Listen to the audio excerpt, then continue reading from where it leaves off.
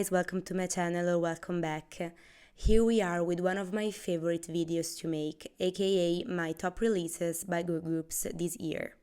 Last year I made a top 10 releases, but this year I was so indecisive and there were so many songs that I wanted to talk about that I decided to make a top 15 releases instead of 10.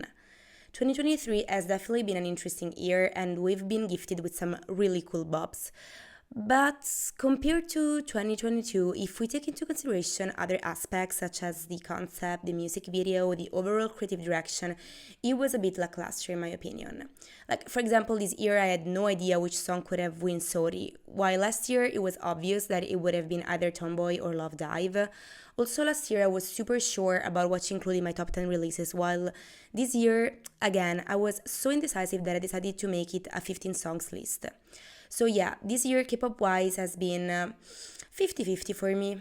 A lot of cool songs, yes, but about other aspects it could have been better. A quick disclaimer before we start. For this type of videos, I take into consideration everything. Not only the song, this is not by all means my favorite 15 songs by girl groups of 2023, it's not.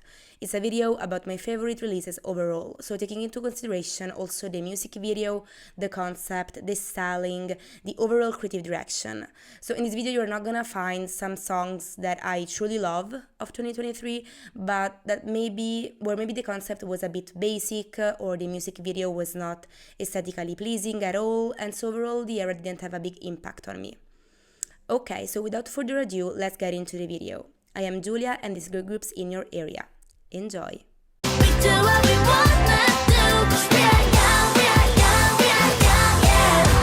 I really like Tribe as a group and I am so sorry that they are so underrated.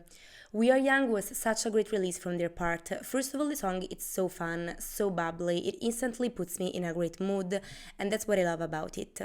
But it's not the only thing. The music video was really colorful and aesthetically pleasing overall, but my favorite thing about this era is for sure the styling. Even though it wasn't super consistent because halfway through the promotions the stylists kinda gave up and gave them some colorful leggings and t-shirt like they were going to a Zumba class. Apart from that, there were some sets of outfits that were so unique that left me really speechless. I'm gonna talk about K-pop styling in 2023 in another video that is hopefully gonna come out soon, but let me anticipate you that We Are Young is definitely my top eras of this year styling wise. I also included it in my favorite styling eras video that I posted a few months ago, go check it out if you haven't. Anyway, yeah, every look of this era seemed different and never seen before, and that's so rare, honestly, especially for a new group from a small company. There were some really cool sets, like the one with the puffer jackets, where everyone wears a different type of down jackets or some piece of it. That is so cool and original. Come on, have you ever seen something like it? I don't know, I enjoyed this era and watching the stage promotion so much that I could not include it in this list. Workflow, has a game, never big fights with the girl game. All of my ladies are fire, rolling with creases, a female empire. Okay, so what I love about Girl Gang is how there are many unique things about this song. First of all, the music video, like I don't even have to say it, but when I watched this MV, my jaw was wide open, let me tell you. This futuristic sci-fi concept was portrayed so well, with every member having like its own character, whether a mermaid, a mutant, or a character in the metaverse. The budget and the whole creative direction left me completely speechless, especially considering that they are not from one of the big four companies. I mean, XG is not really Nugo at this point, but still, they had absolutely no business slaying this hard, really. And it's not only the music video, but also the stage performances. I mean, this was a pre-release, not a title track, so we didn't have that many stages, but the ones we've got were so entertaining because they used the chairs as props, which was so cool to watch, and they also incorporated sign languages in the choreo, which, I mean, wow, such queen behavior for that. And also the styling, I love the fact that they've got matching outfits of the same color for every stage, and also the makeup, a bit cyber, which fit the concept perfectly, and it was so unique. Overall, the song is definitely not one of my favorite by XG, and I maybe expected a bit more because it's actually a type of sound that I generally really like. But regardless of that, Girl Gang definitely deserves to be in this list given the many amazing elements that it has. I got better things to do in my time, better things to do in my time, do in my time than you. I generally don't include English releases from K-pop groups in this type of videos because the music show promotions is a big part of whether I fully enjoy an era or not, and English singles of course don't have that, but I wanna make an exception for Better Things because I don't think I have to explain myself. 2023 has been aespa's year and nothing is gonna make me think otherwise. Better Things was just the cherry on top for me, like the cyber water concept, hello. But what made me obsessed with this release was, of course, the music video, but also their visuals and overall styling. About the MV is definitely one of my favorite music videos of all time. It's so aesthetically pleasing, so unique and so fun. The fact that the girls are catapulted into an underwater world, which is actually in a cup full of water that is inside their home, is just brilliant. But the visuals and the styling, oh my god. I mean, aespa has the best visual out of all the 4th gen, in my opinion, together with From Is 9, but I think the styling of this era really enhanced their visuals. Even the outfits that were the most simple fitted every member so well. Plus we've got the purple set that made them look like mermaids. I can't. And let's all give a round of applause for the makeup artists because the makeup this era was really on point. Also the nails, I'm obsessed. This release is truly something else, and to think that this is just an English release is so crazy. Again, like with Girl Gang, this is definitely not my favorite aespa song, it's far too chill for my taste, but their vocals are amazing, and again, the whole music video, concept and styling was so good that I could not fall in love with it.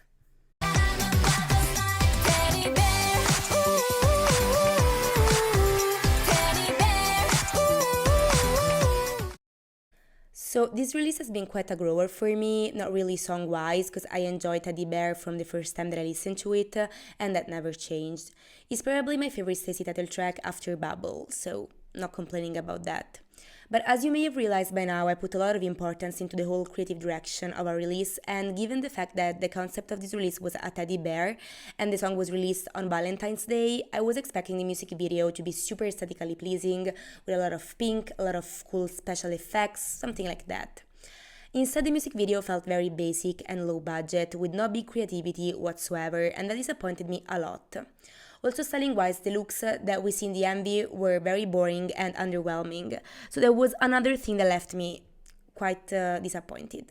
However, as soon as they started the promoted teddy bear on music shows, I fell in love with this whole era.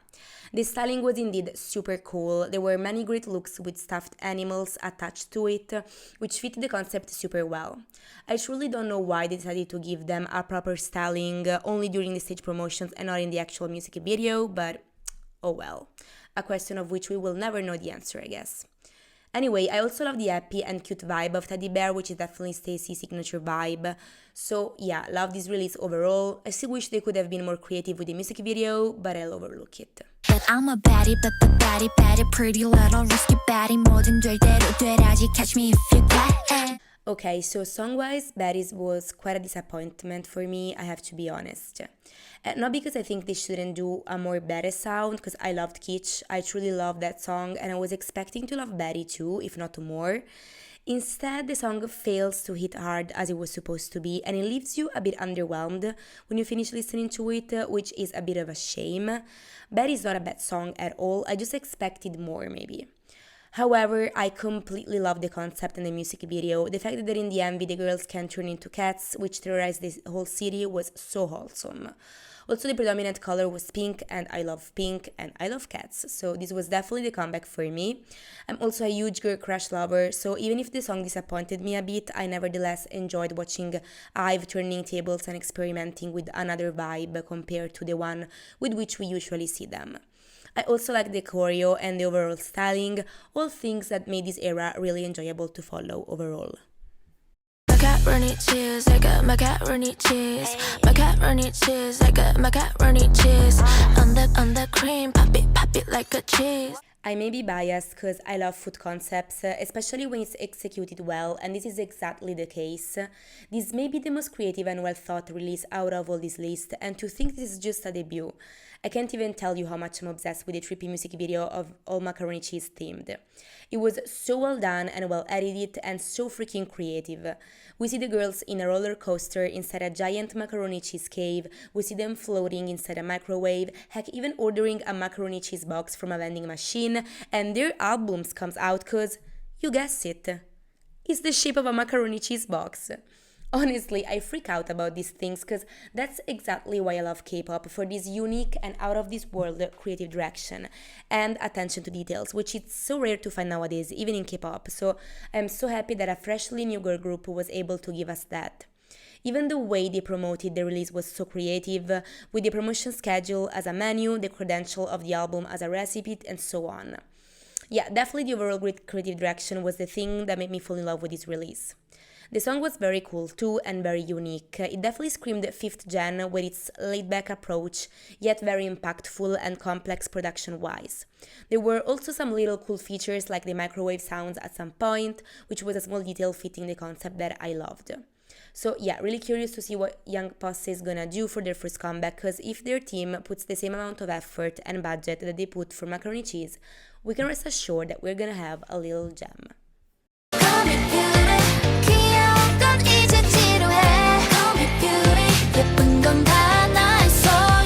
Triple S unexpectedly became a group I really look forward to. The releases have all been really good and unique. I was honestly indecisive between Girls' Capitalism and Cherry Talk for this list, but I went with Girls' Capitalism for the lack of promotions that Cherry Talk had. I mean, it wasn't the girls' fault, obviously, but that's what made me forget about this release too quickly. Anyway, back to Girls' Capitalism, my favorite thing about this era is absolutely the music video, not because it was particularly aesthetically pleasing, but for the story portrayed in it.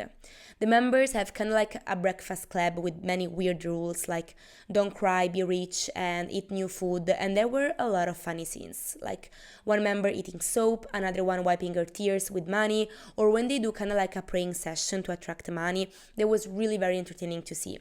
I also loved watching the stages. I don't know whether it was for their visuals, the choreo, the styling, but I love watching Triple S perform in general. I really like the vibe that they exude. Also, this song screamed pretty girls vibe, and I'm honestly all here for it. They slay this concept. The song is definitely not my favorite title track of them, but again, the creative direction was so on point that I could not include Girls' Capitalism in this list. I am really curious to see what Triple S has in store for us this new year.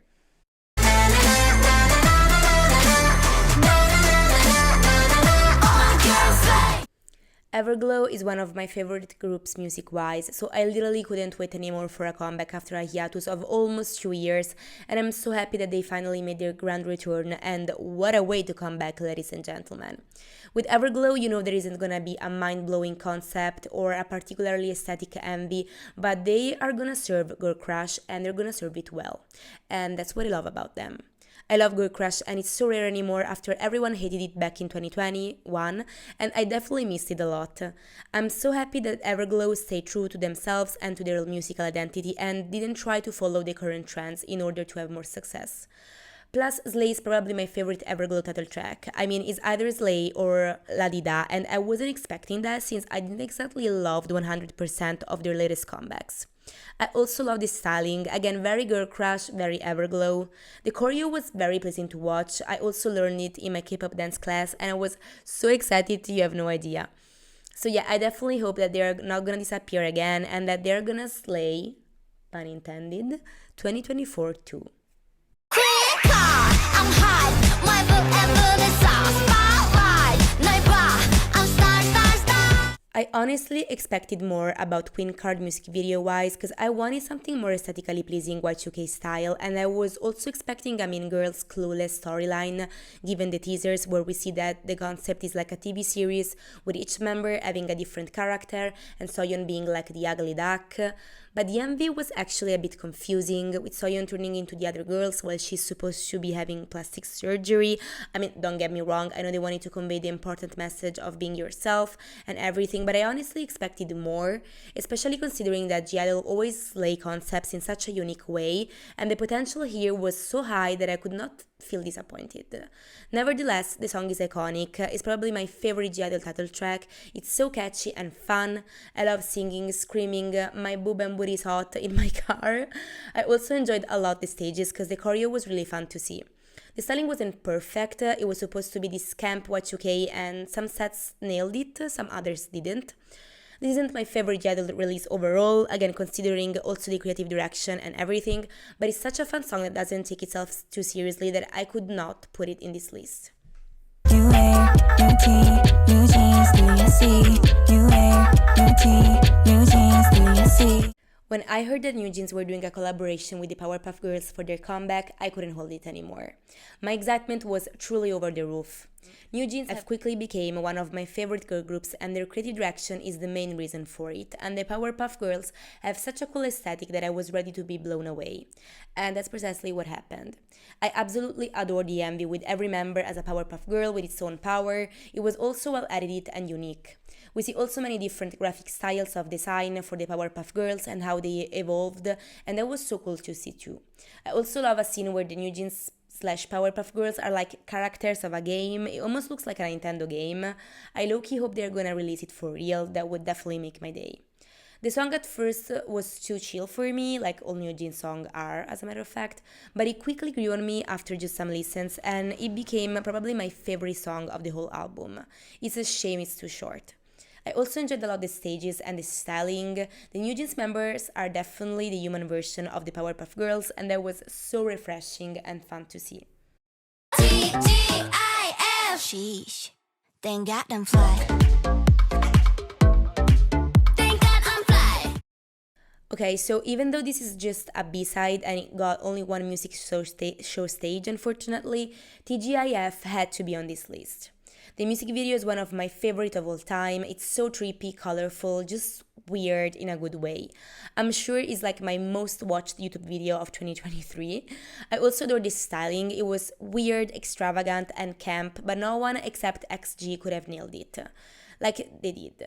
Like the longest, weirdest nails I've ever seen, but it somehow made sense.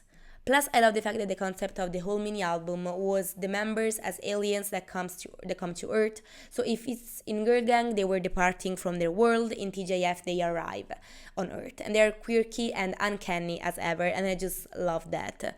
I also love the runaway vibe of the song. TJF is honestly such a bop, and is my favorite song of the whole mini album, no doubt. I must admit that I was a bit disappointed about the whole album because I love XG music and I was expecting to add basically every song in my playlist. Instead, it wasn't the case, and TJF is probably the only song in it that I truly love.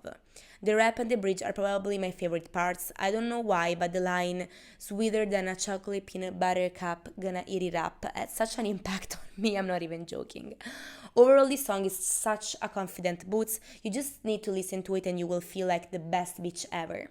For all these reasons, considering also the amazing aesthetic of this release, I'm so sad we've got just one music show stage.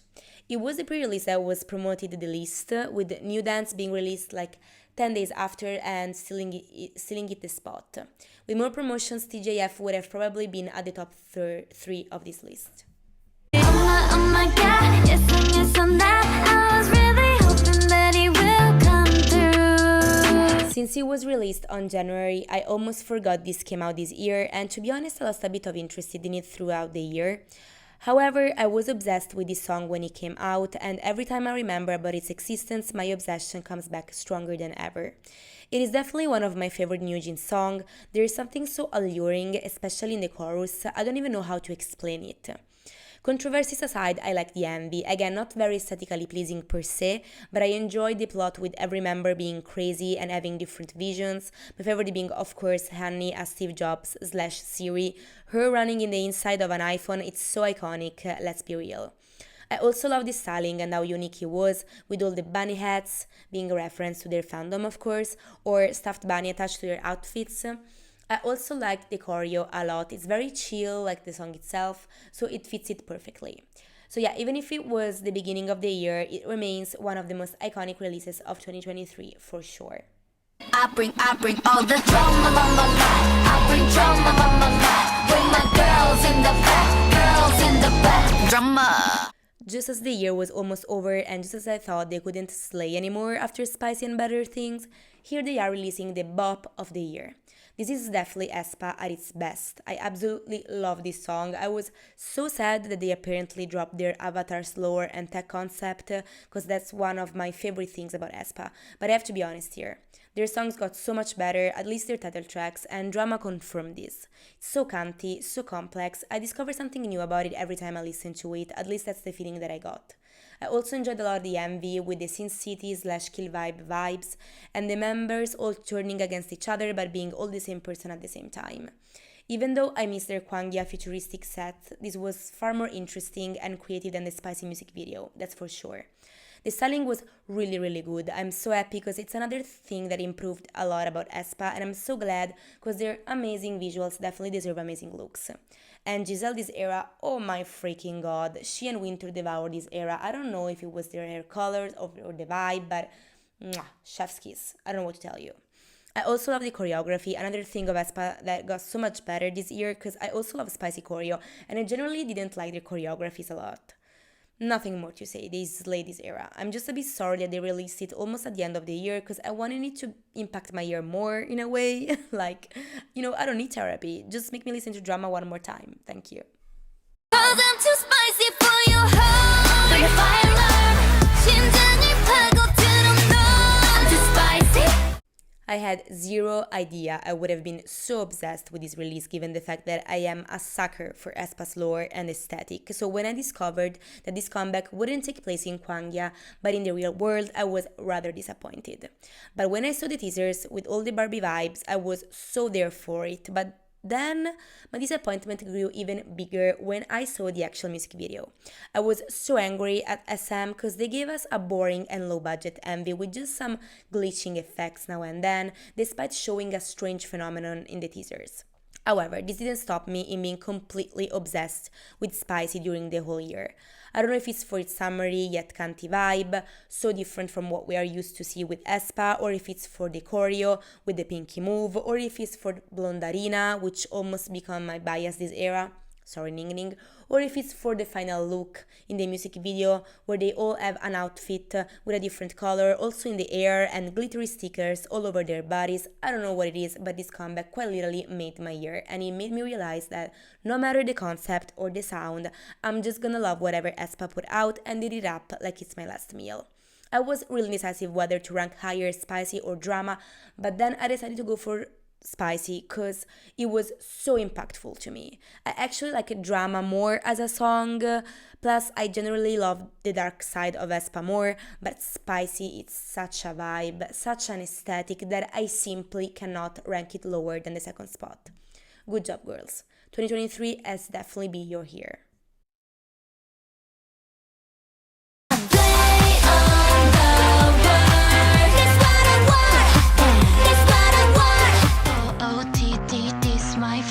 Shut up, no more questions. Why don't you kill? I know you will. Bring me lightning like a winner.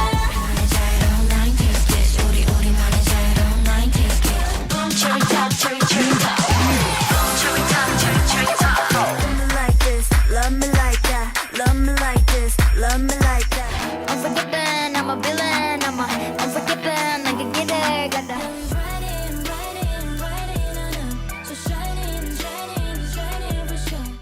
When Shooting Star came out on January last year, I immediately thought that no other release could have topped this one for me, and that it probably would have been my number one on this video, and oh well, I was right. Literally everything about this release is perfect, that's why it's my favorite release of the whole year. The song disappointed me at first, because I didn't really like the verses, but as soon as the chorus came, oh boy. It is one of my favorite chorus ever. It's so dreamy, it tingles all the right spots in my brain. The music video is one of my favorite music videos ever. I watched it like a million of times. So well done and thought, so well edited, so colorful and unique and aesthetically pleasing. It also gave me Super Mario vibes and I'm all here for it, honestly. The concept was super unique and well portrayed. I love when we can clearly see the concept in different elements of the release, and in here we see shooting stars literally everywhere. In the lyrics, in the MV, in the choreo, heck even in the styling, because they literally have tooth gems shaped as stars. The styling is definitely my favorite of the whole year. It was camp and weird without being ugly. You would watch every look thinking, I probably wouldn't wear this, but gosh, it looks so good on them. At least that's the feeling that I got. It screamed Y2K in every possible way, and I love a good Y2K fashion if it's done right, and they definitely did right. The old blue hair look still haunt me to this very day. I was completely at loss for words when I saw it, both in the concept photos, then in the MV, and then in a music show stage. The choreo is amazing, as always with XG, and again, I love the fact that there were so many stars formation, which not only was so good to watch, but it also fitted the concept super well. The only complaint that I have is that they raised the bar so high with this one that nothing they put out later during the year could remotely compete with Shooting Star, but we definitely forgive them. I can't wait to see what they have in store for us in 2024. Okay guys, this concludes this video. Thank you so much for watching. What are your favorite releases of 2023? Share it in the comments and I will see you in the next video. Bye!